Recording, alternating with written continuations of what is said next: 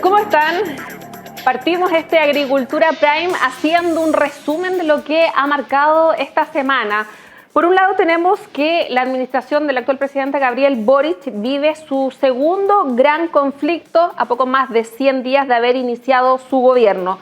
Se trata del paro de los trabajadores de Codelco tras el anunciado cierre de la fundición de Ventanas, lo que ya está generando una serie de impacto económico en un año especialmente sensible en ese tema. Ese tema y otros de actualidad política también estaremos conversando aquí en Agricultura Prime. Agricultura Prime, el estelar de Agricultura con Jessica Castañeda.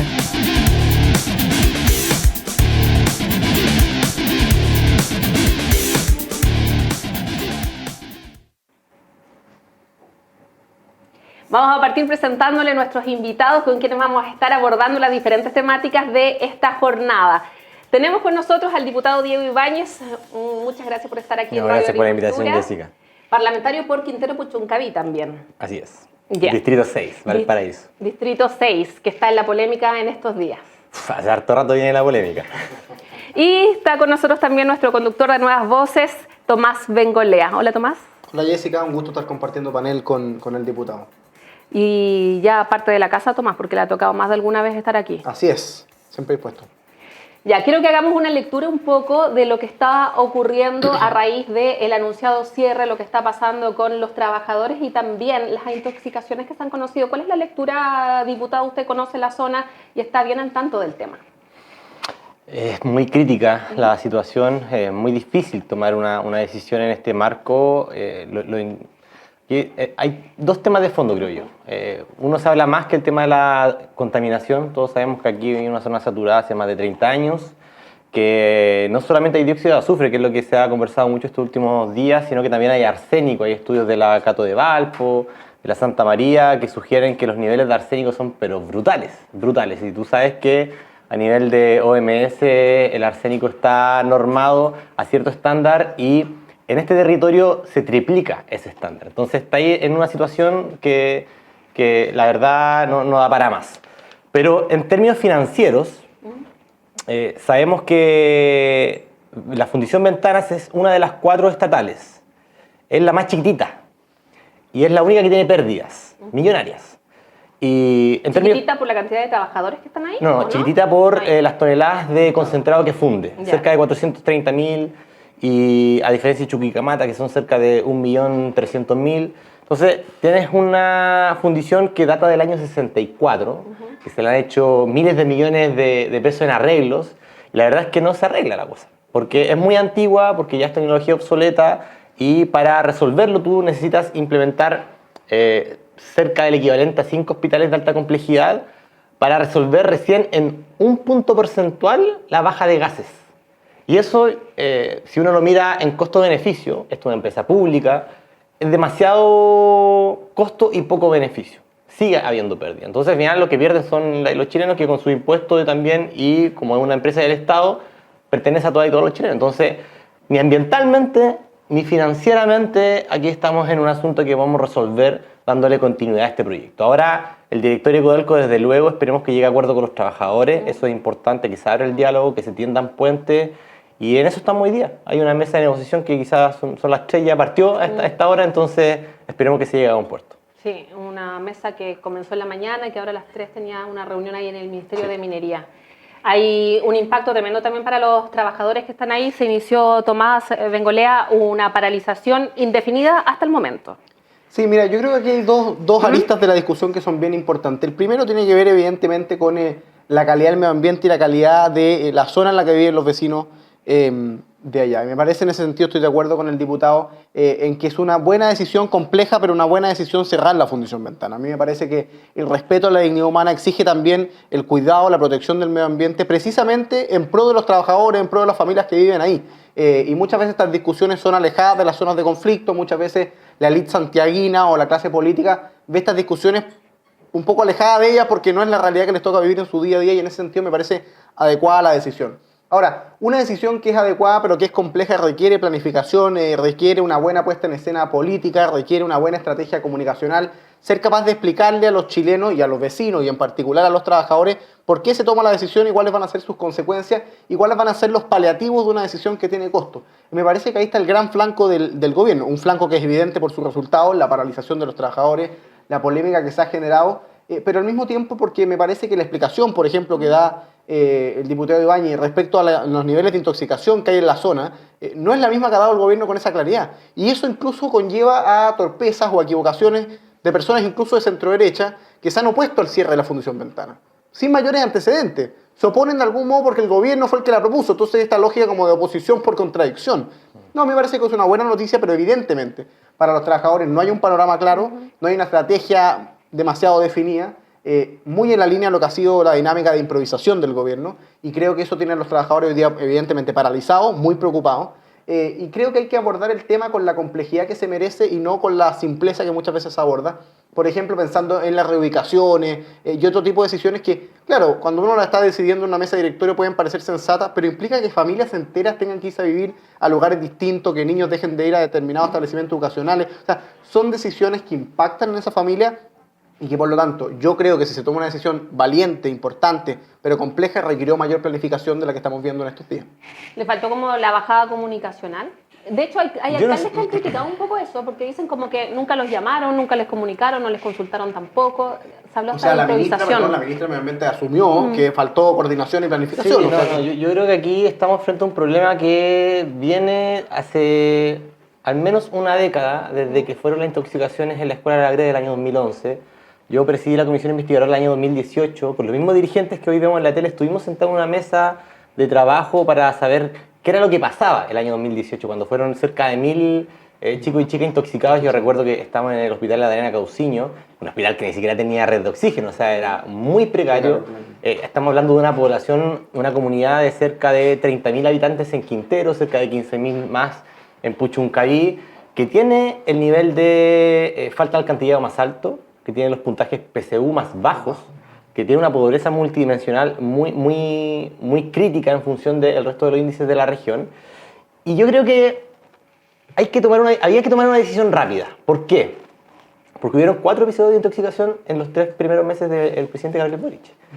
Y yo recuerdo muy bien cuando llevamos a Gabriel al cierre de campaña de primaria contra Daniel Jadwe, él finalizó su campaña en Quintero, recuerdo, en la zona de Loncura.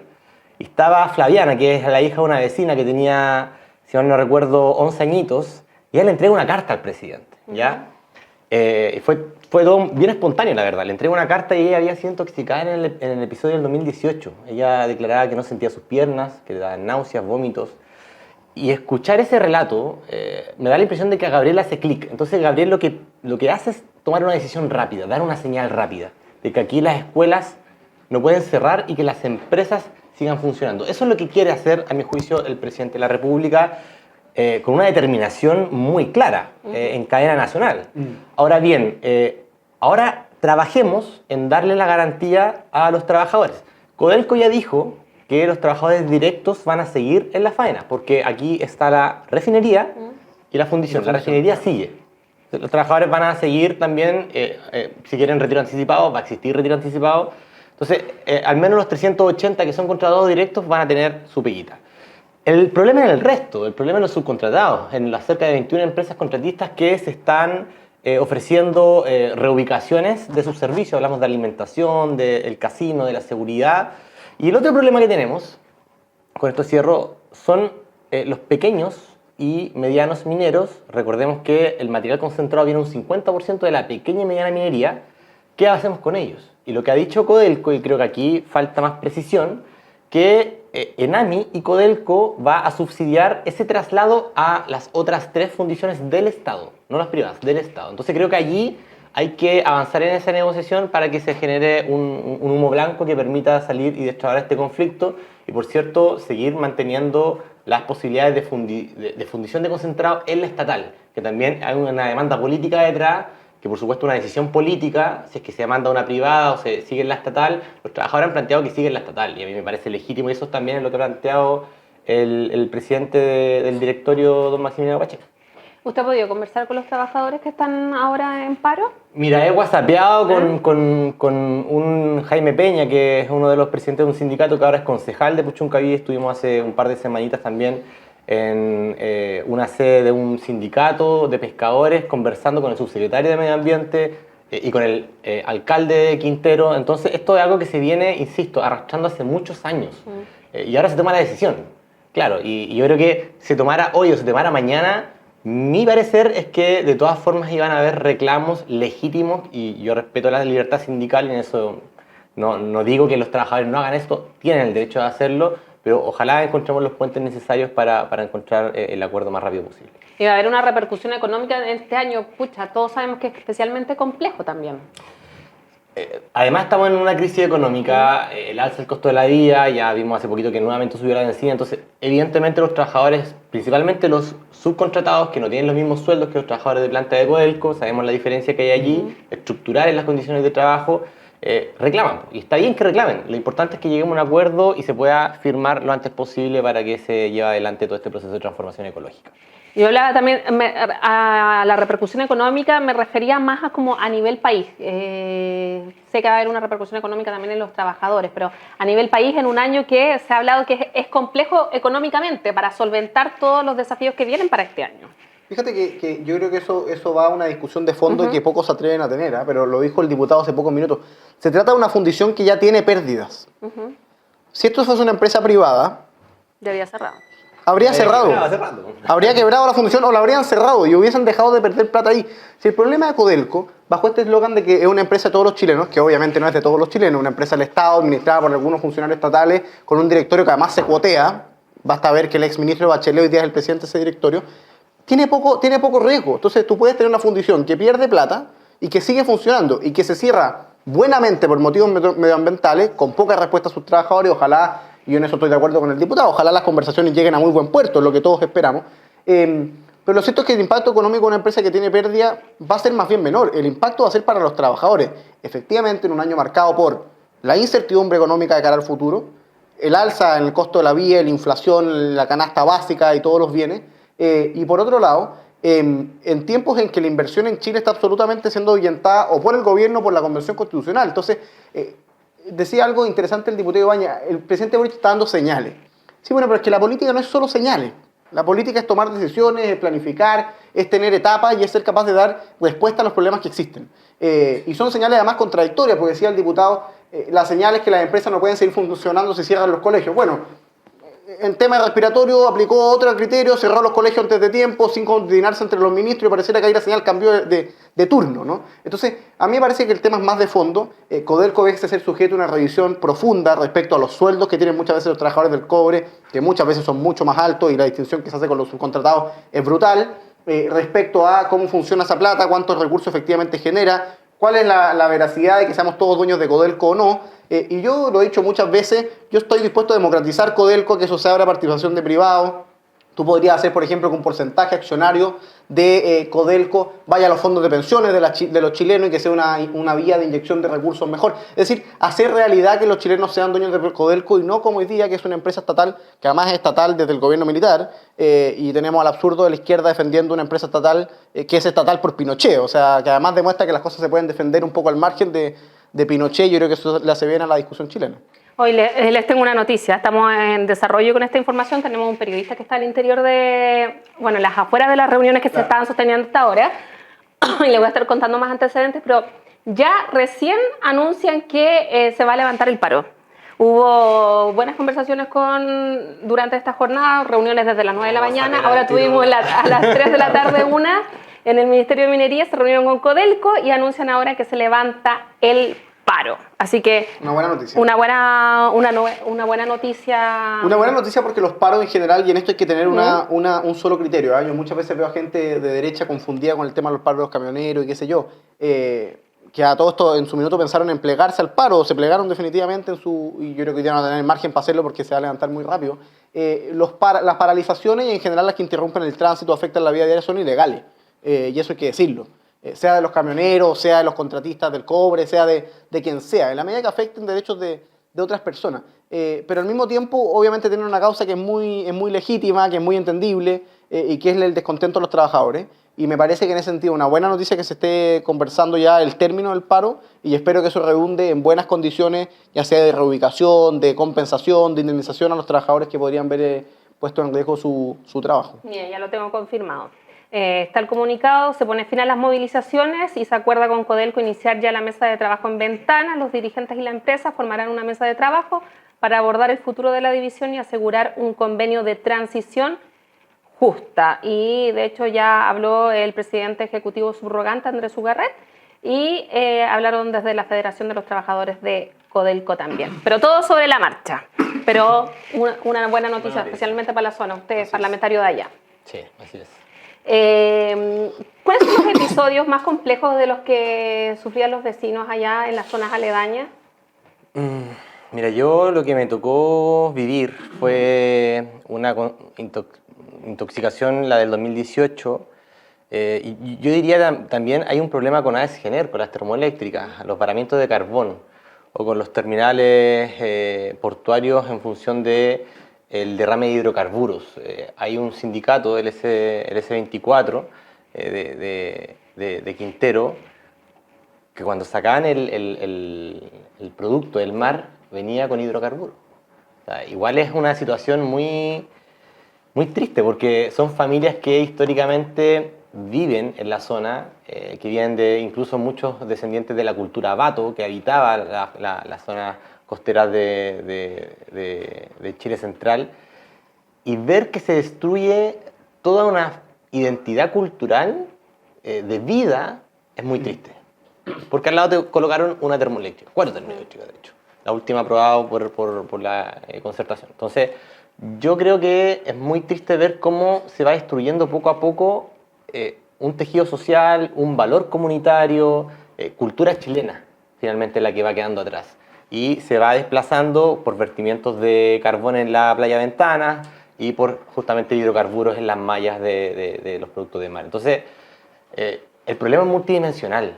Sí, yo creo que incluso aquí muchos señalaban que como paró Codelco Ventanas y se seguían ocurriendo las intoxicaciones, era obvio que cuando el material particulado decanta, tú tienes que hacer una remediación, una bioremediación de muy largo plazo para recién poder recuperar ambientalmente la zona. Y creo que ese es el gran desafío. Y eso es un desafío que no solamente tiene Quintero Puchuncaví, tiene Coronel, tiene Huasco, tiene Mejillones, que son las denominadas zonas de sacrificio en Chile. Un tema bien complejo y que vamos a estar analizando ya también cómo van a seguir evolucionando luego de que acabara este paro. Quiero que conversemos de política también, nos quedan unos pocos minutos. Quiero que haga un análisis de lo que han sido estos un poco más de 100 días de gobierno de Sebastián Boric. De Gabriel Boric. Sebastián Boric. La mezcla de nombres del presidente. Con ese están todos de acuerdo. Complejo, son 100 días de una fuerza política. Nosotros crecimos los movimientos estudiantiles, habitamos los movimientos sociales, ir masticando el poder ejecutivo, el funcionamiento. Creo que evidentemente se han cometido errores por falta de experiencia y eso lo hemos señalado, que hay que corregirlo rápidamente. Y creo que de una u otra forma hemos ido encontrando que hay cosas que se pueden hacer rápido y otras que son transformaciones estructurales que necesitan una gradualidad porque implican además un apoyo en el Congreso que requiere de construir una mayoría que nos exceda a nosotros mismos. Estamos intentando llegar a acuerdos, por supuesto, con el Partido de la Gente, en cierta materia como el royalty minero, en la Comisión de Minería, a propósito del tema de Codelco Ventana. Se viene la reforma tributaria, tendremos que tener un gran acuerdo que incluya y que incorpore a la democracia cristiana. Creo que las complejidades de habitar el poder las íbamos a vivir tarde o temprano, cuando llegásemos, y llegamos más temprano que tarde, después de la revuelta social. Creo que el aprendizaje ha sido brutal, al menos creo que hemos madurado en 3 meses lo que no maduramos en 10 años, y desde ese punto de vista, al menos hoy sentamos las condiciones, se termina el proceso de instalación. Ya a fines de este mes se presenta la reforma tributaria liderada por Mario Marcel, ya a fines de septiembre se presenta la reforma de pensiones, y allí vamos a necesitar grandes acuerdos y nuestro rol es también como Frente Amplio tender puentes entre esos distintos mundos, colocando en el centro el bienestar ciudadano. El diputado Ibáñez decía que ellos han madurado en estos 3 meses lo que no habían pasado en 10 años. Yo creo que es un poco la lectura tuya, Tomás, de cómo se ve. Él está adentro, parlamentario, ¿cómo se ve desde afuera? A ver, si es que efectivamente ha habido madurez política y no simplemente cambios en las estrategias políticas, lamentablemente ha sido a costa de las personas. Y ha sido a costa de las personas en distintos temas. Y el principal y el más sentido por los ciudadanos chilenos es precisamente en el tema de la violencia. O sea, un gobierno que tiene que llegar al Poder Ejecutivo para darse cuenta, por ejemplo, que establecer un estado de excepción en una región asediada por el terrorismo no es militarizar Gualmapu, sino garantizar la paz y la seguridad de las familias de la Araucanía, más que madurez, es haber simplemente opinado lejos de la realidad del sentido común de esa familia. Un gobierno cuya primera decisión es retirar de querellas por ley de seguridad interior del Estado frente a hechos de violencia y que además propone indultar a esas mismas personas que estuvieron en su minuto delinquiendo los marcos del 18 de octubre, lo que hace es empezar a generar un ambiente propicio para la impunidad. Y hoy día Chile está teniendo delitos más violentos que los que tenía hace algunos años. Los hechos de terrorismo en la Araucanía, hoy día venía un informe, han aumentado un 90% desde que comenzó el gobierno, y por lo tanto es obvio, es lógico que la violencia y la seguridad ciudadana pasa a ser el tema más sentido por la ciudadanía. Y en una segunda dimensión, en que el gobierno me parece también ha tenido cambios de posiciones, tiene que ver con el manejo económico del país, ¿no? Y con esto que comentaba el diputado en el sentido de que las transformaciones estructurales no son de la noche a la mañana. Y eso obviamente va a ser un costo permanente para el gobierno porque uno genera expectativas cuando propone transformaciones. Y la gente demanda el cumplimiento de esas transformaciones conforme a las expectativas que tú generaste en ellos. Hoy día el presidente Boric se ha dado cuenta que para liderar una reforma tributaria tiene que primero generar un espacio de conversación con los distintos actores, ya tiene que conversar con los empresarios y otro tipo de gremios con los que en general la izquierda no gusta conversar. Y en segundo lugar, tuvo que darse cuenta, llegando al gobierno, que los retiros de fondos de pensiones son una mala idea. Entonces, hoy día todos conversamos del costo de la vida, de la inflación, pero son pocos los que se hacen responsables de haber promovido no 1, no 2, no 3, 4 retiros de fondos de pensiones, felizmente el cuarto retrasado igual que el quinto, que obviamente tiene efecto en el bolsillo de los chilenos y que fue denunciado. Entonces, o es madurez o es estrategia política los cambios de postura según lo que ha ido pasando en las encuestas con el gobierno que tiene la peor aprobación en sus primeros 100 días, no lo sé, pero lo que es claro es que ha sido a costa del bolsillo de los chilenos y de la seguridad de las familias chilenas. Vamos a una pausa y luego regresamos y vamos a seguir conversando aquí en Agricultura Prime.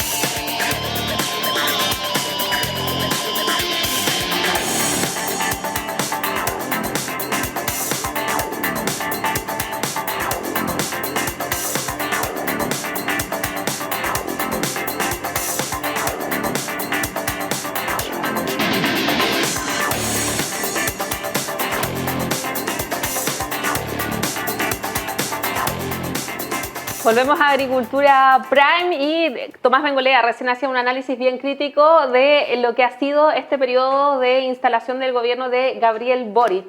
Diputado Ibáñez, usted nos decía que ha madurado en estos últimos 3 meses lo que no habían hecho en 10 años. Hay harto cuestionamiento y también se ha hablado de errores comunicacionales, de visiones muy diferentes. ¿Qué es lo que pasa al interior, por ejemplo, de la moneda? Conversamos fuera de micrófono de lo importante que era pelear para que la gente le tome la atención a los programas de televisión. Yo creo que hoy lo que ha intentado hacer el presidente en estos 3 meses, de una fuerza que no había gobernado antes, yo creo que eso es un valor, que llegue lo nuevo y que aprenda a gestionar lo público es un valor. Y creo que la experiencia de una u otra forma se va construyendo en la medida en que uno la va ejerciendo. Ahora, ¿es a costa o no es a costa del bienestar de los chilenos evidentemente vivimos tiempos sulfurados a nivel mundial. Tenemos una guerra, un alza de precios en los combustibles que viene derivado también de una situación internacional muy caótica, saliendo de una pandemia también muy caótica con un índice de salud mental que no se veían, que nunca se habían visto en Chile, y niveles de violencia de crimen organizado que se vienen arrastrando producto de una situación que se arrastra hace más de 5 años. Entonces, cuando establecemos hoy el punto de evaluación en 3 meses, en 90 días, de una fuerza que es nueva, que fue votada con una proporción de la ciudadanía histórica, con un proceso constituyente en cierne, estamos en un cambio epocal. Definitivamente estamos en un cambio epocal. Entonces, si vamos a analizar hoy desde nuestras propias trincheras ideológicas el valor del adversario, nunca vamos a terminar de tender un puente. Y hoy lo que necesita la ciudadanía, la gente en sí, es que se construyan puentes para detener el alza del costo de la vida, para detener el crimen organizado y para trabajar también en base a la evidencia, más que a los anteojos ideológicos que, en este caso, Tomás, a mi juicio, también está bien, tiene su posición y critica legítimamente, pero yo creo que hoy es el momento de justamente cruzar un puente. Desde ese punto de vista, lo que pasa en la moneda es construir acuerdos en torno a la reforma tributaria, diálogos en torno a cuánto van a solidarizar los que más tienen hoy en esta sociedad, que acumulan cerca del 20-25% de la riqueza del 1% más rico. Eso es un dato. ¿Cómo hacemos que eso se convierta en un valor también que distribuya bienestar? Es un diálogo. Aquí nadie va a imponer su posición.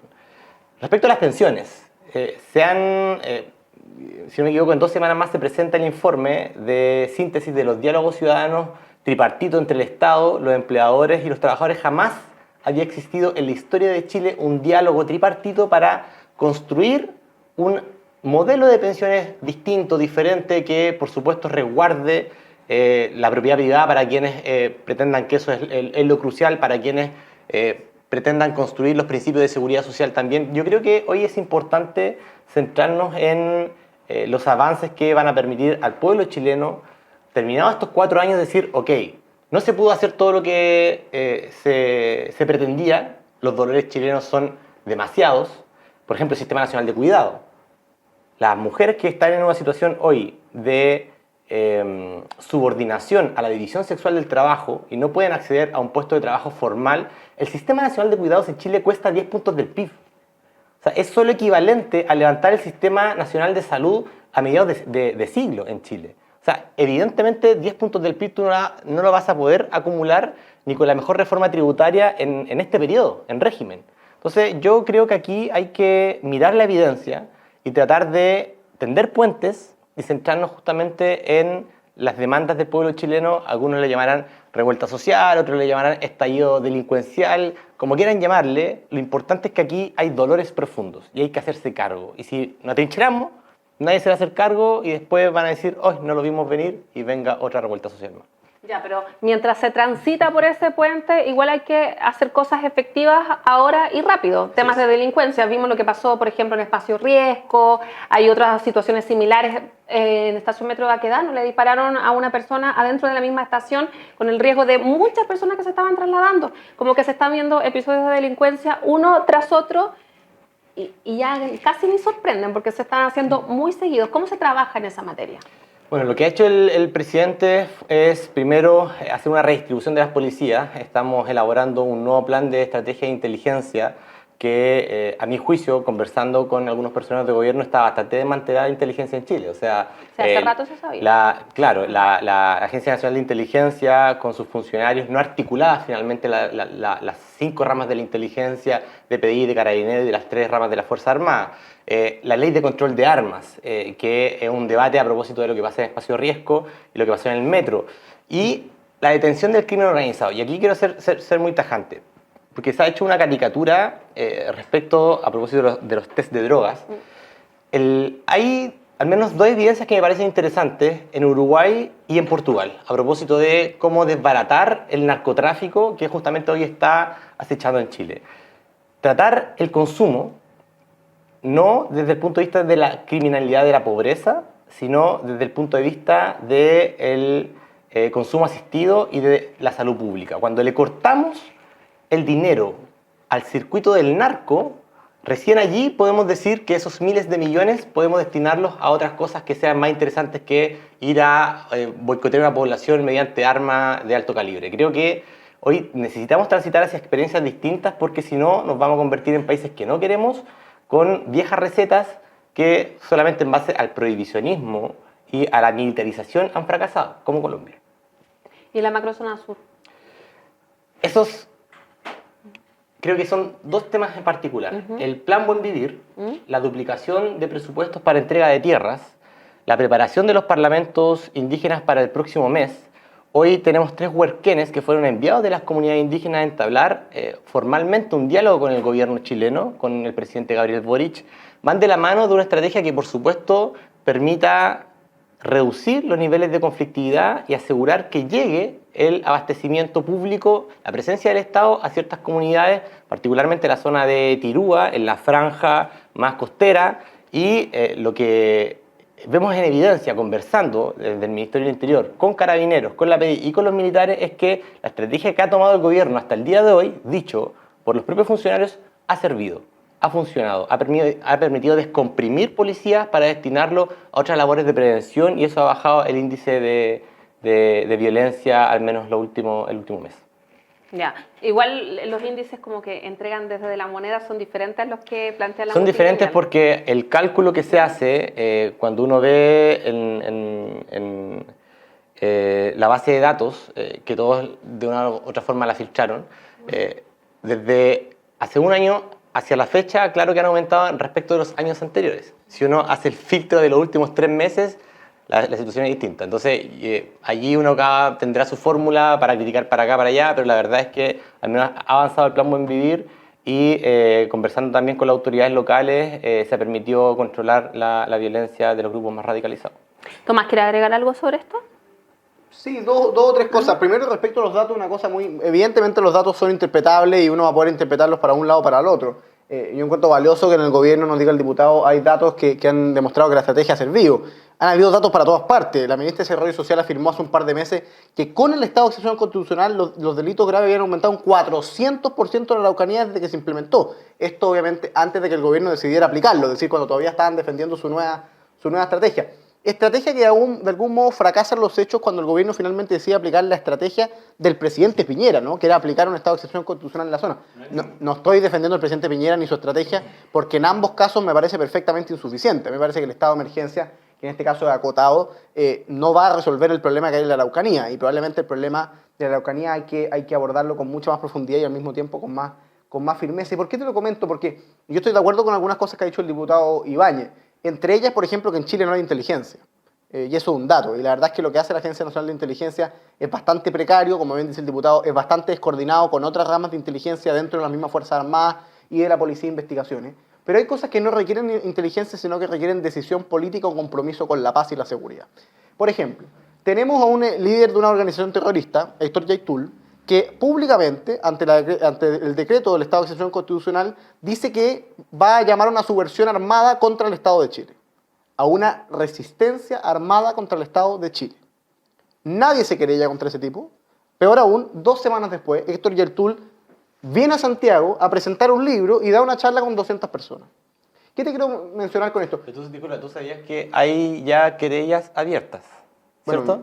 Bueno, no, ¿Sabes el cuántas gobierno querellas decidió no abiertas? querellarse. Es que ese es el punto. Hay 2 querellas que ya están abiertas y que la abrió Sebastián Piñera en el Por gobierno supuesto. pasado. ¿Qué hace procesalmente para cumplir con la normativa este Ministerio del Interior? Esos antecedentes... Tiene que adherirse a la querella, que es eh, lo normal. No, estos antecedentes se adjuntan a la carpeta investigativa de querellas que ya están abiertas. Entonces, el estándar de aplicar la norma y la ley se cumple absolutamente. Yo digo porque también se dice mucho de que nosotros estamos dándole como cancha abierta, Héctor Yaitul, etc. Y eso es falso. De hecho, la estrategia es justamente arrinconar a los grupos más radicalizados que por lo demás han ido perdiendo adhesión en las comunidades producto de una estrategia de estaremos de diálogo. acuerdo que eso obviamente no es así. Es que por eso hay que tener inteligencia política para abordar este tema, porque si uno pisa el palito a cada rato, va a seguir cometiendo el mismo error a cada rato. Entonces, cuando tú avanzas en el diálogo con las comunidades y vas permitiendo que se adhieran a una estrategia de diálogo, no pisando el palito, pero sí cumpliendo con la normativa, la verdad es que yo no sé dónde está el problema. ¿Dónde No, está el lo que pasa problema? lo que pasa es que el consejo de no pisar el palito es un consejo que si yo fuese tú lo daría en la moneda. Porque la verdad es que hay dos cosas. Uno, como bien tú dices, el proceso judicial, y es cómo el gobierno tras bambalinas aporta antecedentes a la carpeta investigativa, y me parece bien. Si el problema es que tú Entonces, ¿para qué tú mismo lo querellarse? dijiste, la ¿Cuál política era son señales. Fue una declaración tuya. Yo te dije que además implicaba acciones y planificaciones. Tú tienes una ministra del Interior que a la semana de gobierno visita la región de la Araucanía, es recibida a balazos y no se querella. Me va a decir que ya existía una querella contra la ministra, contra los atacantes de la ministra del Interior. Ministra del Interior que después dice, nunca habíamos tenido ataques a civiles como los que estamos teniendo ahora, siendo que ella había sido víctima de un ataque contra civiles, a balazos. Y una ministra no se decide querellar. Y después, Yaitul se dice públicamente que el gobierno no va a querellarse. En vez de dar la explicación que tú ahora me das, dice que el gobierno no se querella. Entonces, como tú bien valoras que las señales políticas son importantes y una señal que dio el presidente Boric es cerrar la Fundación Ventana, yo te pregunto por qué el gobierno no da señales inequívocas en pro de la paz, la seguridad y de hacer cumplir la ley. Porque si bien falta inteligencia, hay cosas que son hacer cumplir la ley. La ministra del Interior, haciendo cumplir la ley, si es atacada, puede querellarse, ¿no? Estimado, y no lo hace. Esa es su estrategia. Esa es la estrategia que creó el presidente Piñera. No es la estrategia, Cuando- es cumplir la no, ley, es una obligación sí, constitucional. no es una- no. Yo tierno lo de la estrategia, es Las- una obligación constitucional aplicar la ley. Las investigaciones están abiertas, se aportan antecedentes y se hace a No las hay ni una policías investigación actuar. abierta por las personas que atacaron a la ministra Siche, ni una.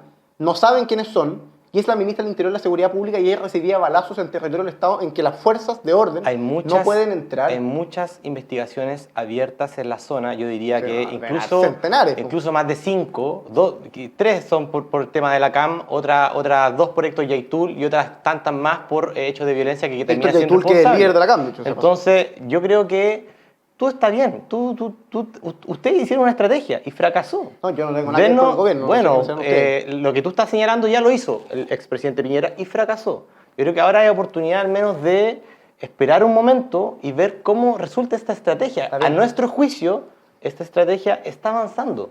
Estamos creando mecanismos de diálogo y estamos desarticulando. Creo que eso de una u otra forma igual lo valoran las autoridades, tanto de las comunidades indígenas como también las autoridades locales de la zona. Hace poquito estuvimos hablando con algunos alcaldes de la zona y efectivamente hay miedo porque, claro, ellos no se pueden querellar porque si no lo amenazan de muerte. Y hay una situación allí de narcotráfico, de tráfico de madera, etc. Entonces yo allí no sería tan soberbio desde el punto de vista de hagan esto otro. Aquí se necesita estrategia e inteligencia. Política Pero, ¿tú estás de y acuerdo policial. conmigo en que el argumento que tú aplicas, que es el mismo argumento que dijo el gobierno el primer mes, que es que no iban a aplicar el estado de excepción constitucional en la Araucanía de Pero si emergencia? eso ya... ¿Puedo terminar o no sé? Adelante. El estado de emergencia constitucional en la Araucanía no lo iban a aplicar porque querían cambiar la estrategia, porque la estrategia del presidente Piñera había fracasado. Dicho sea paso, me parece que la estrategia del presidente Piñera evidentemente fracasó en la Araucanía. Dijeron que iban a esperar para que su estrategia funcionara y a las pocas semanas aplicaron el estado de excepción constitucional. O sea, dándonos a entender a todos los chilenos sensatos, que no tienen la información que tienes tú de la moneda, que la estrategia que aplicaron el primer mes no estaba funcionando. ¿Para qué? Para algo que es básico para un presidente de la República y para un ministro de Interior y Seguridad Pública. Y para la existencia del Estado, en último término.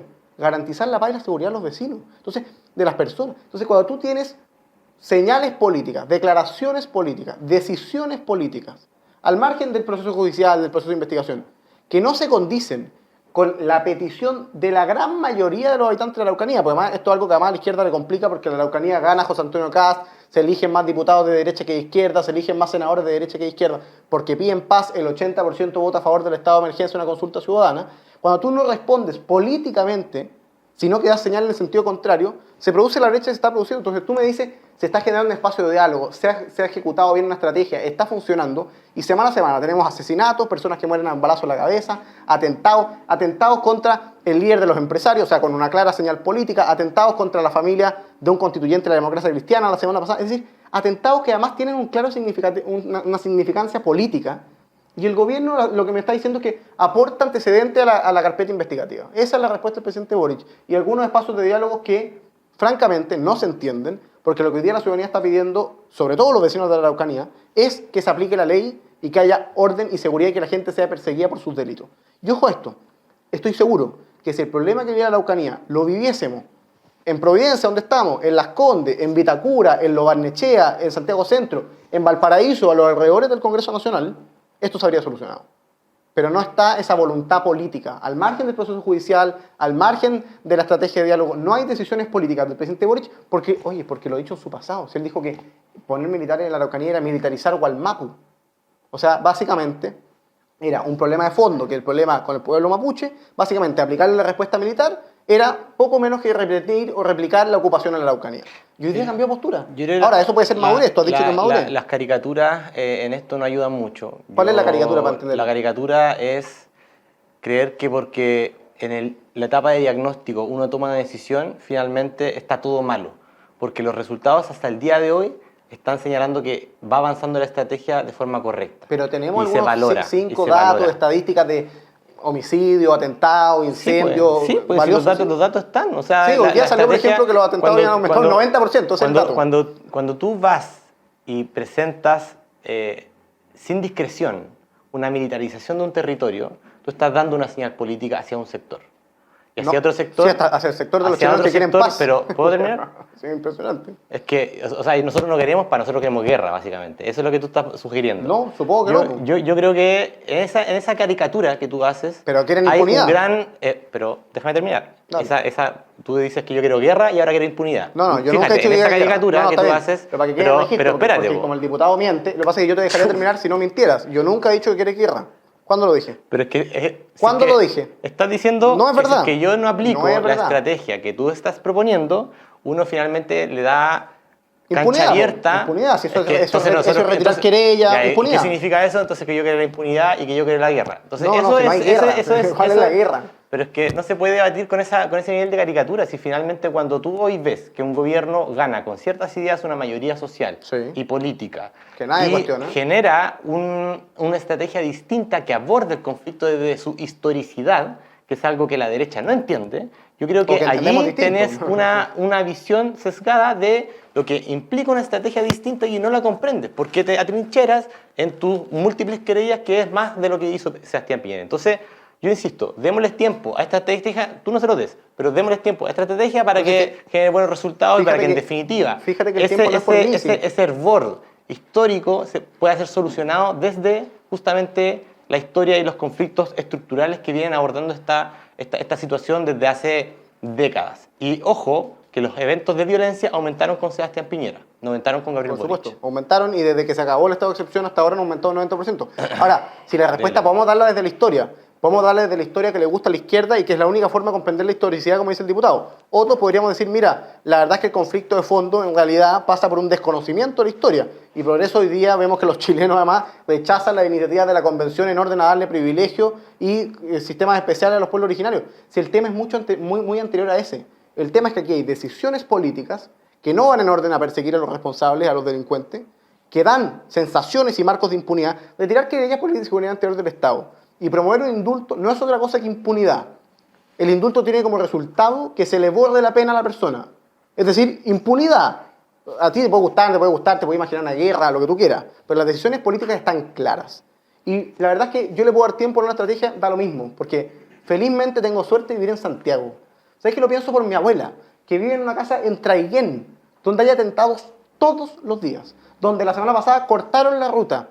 Y me vas a decir que la respuesta del gobierno es un proceso de diálogo y yo, si mi abuela me llama y me dice, oye, están quemando la casa, decir, calma, hay una estrategia, démosle tiempo a la estrategia. ¿Sabes qué quiere mi abuela? Es que eso es una caricatura. Si por algo, no, pero algo se libera la mi abuela, la Araucanía es una caricatura. No, pero es que lo que tú estás diciendo es una caricatura, porque decir que démosle tiempo a... O sea, eso me dijiste tú. Las policías están actuando hoy. Pero por supuesto están actuando. Si hoy efectivamente a pesar de cómo lo expresen ustedes, digamos. Bueno, no sé si vamos a seguir esta conversación. No nos enfrasquemos en este tema porque ya tenemos claras diferencias, opiniones súper difíciles y distintas.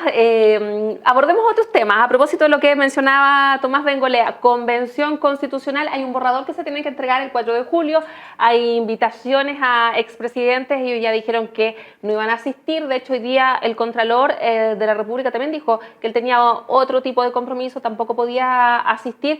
Quiero saber ¿Cómo interpreta un poco lo que pasó, si hubo equivocación o no al no invitarlos? ¿Debieron ser parte desde un inicio y todo se cruzó y ya como que da la impresión que están bajando todos los invitados que son como las figuras más importantes en autoridad a nivel país? El Contralor el día avisó que no iba. Sí, pues eso es lo que decía. Por razones, digamos, distintas, no por diferencias con el proceso, al revés, de su éxito. De hecho, yo creo que la Contraloría está muy contenta con lo que se zanjó respecto de la Contraloría. Ellos dieron sus peticiones y varios de los puntos que ellos planteaban a nivel constitucional sobre transparencia y sobre autonomía quedaron en el marco constitucional. De hecho, el profesor Bermúdez era mi profesor de la universidad. Difícilmente él iba a hacer el quite a una invitación como esa si no fuese por parte de una invitación más importante. Ahora, respecto del tema de los presidentes, yo no sé si uno quiere interpretar la no ida de Bachelet como un rechazo, la no ida de Lagos como un rechazo, la no ida de Piñera como un rechazo. La verdad es que, claro, la convención se enfrascó en un debate bien estéril. O no lo invitáis o lo invitáis. Pero eso de que sí, que no, yo creo que eso estuvo de más, pero ya está, la invitación está extendida y esperemos que al menos esta jornada, ¿no?, de lanzamiento del borrador sea lo más ciudadana, cívica y republicana posible. ¿Los parlamentarios hay invitaciones parlamentarias o no? Está invitado el presidente de la Cámara de Diputados y el presidente del Senado. No sé si van a ir todavía, no conversamos con ellos. El lunes nos vamos a ver. No lo han dicho todavía, No no lo han han dicho nada expresado todavía. públicamente nada al respecto. ¿Hubo un error aquí comunicacional? No un error comunicacional, es un error político. Es un error desde la perspectiva de los que valoramos el trabajo de los expresidentes, con quien uno puede tener profundas diferencias. Yo soy cero fan de Ricardo Lagos y tampoco me gusta el laguismo de la derecha, porque hay muchos de la derecha que creen que los problemas de Chile tienen que resolverlos el presidente Lagos con el presidente socialista. Uno puede tener diferencias con los presidentes, pero un espíritu republicano genuino, obviamente, hubiese pasado por invitar a los expresidentes del primer minuto. A mí me parece que el presidente Piñera, que en hartas cosas se equivoca, en una tuvo bastante razón. Dijo, oye, yo me bajo, entre otras cosas, por la forma confusa y poco respetuosa de nuestra tradición republicana de invitarnos. Porque al final a los expresidentes los invitan por la puerta de atrás. No los invitan, se produce una polémica, se dan cuenta la gran mayoría lo encuentran insensatez, bueno, al final invitémoslo. Lo normal es que no asistan. Bachelet al margen no asiste porque tiene compromiso de la ONU, no es porque muestra un rechazo con el proceso. El único rechazo claro, que no admite dos interpretaciones, es el rechazo original de la mesa directiva de la convención a los expresidentes. ¿Es una novedad? No. Una convención que parte de la base de la Revolución de Octubre, bajo la consigna de que no han sido 30 pesos, han sido 30 años, es una convención que evidentemente es muy crítica del trabajo de los presidentes que han gobernado los últimos 30 años y en ese sentido es perfectamente coherente que no los inviten. Ahora, ¿se produjo un problema? Sí, entre otras cosas porque a mí me parece que la convención, si está discutiendo en este margen de la cancha, es decir, aquí en la izquierda, la ciudadanía está un poco más al medio, o sea, está más centrada en esos términos. Y uno puede votar a favor o en contra del presidente Lagos, uno puede ser partidario o no del presidente Piñera, no sé si quedarán de eso, pero lo cierto es que uno valora la República, uno valora la presidencia de la República, a uno le gusta la foto de los 4 presidentes, los 5 presidentes, esa foto del Bicentenario con bandera fuera de la moneda, porque hay un genuino espíritu de unidad republicana nacional que lamentablemente la actitud de la convención una y otra vez ha tratado de pisotear y esto es una polémica autoinfringida a la mesa de la Convención Constitucional, o sea, es estéril y además es muy torpe, o sea, que estén discutiendo esto a 2 semanas que sacar el proceso, que la discusión sea si es que los expresidentes van o no van, es al menos muy torpe políticamente parte de la mesa directiva. ¿Y qué le parece a ambos que haya quedado fuera del preámbulo el concepto del estallido social o como se quiera denominar? Hoy se conoció. Sí, hoy no sí, forma hoy parte del preámbulo. No sé cuál haya sido el quórum, pero lo que quedó me gustó. ¿Tomás? No me gustó, pero ¿Pero sabes lo que quedó? Es obvio, sí, me llegó hoy día a la mañana. No, porque cuando ya inmediatamente dice está conformado por varias naciones, yo ahí ya tengo diferencias, ¿no? Bien de fondo.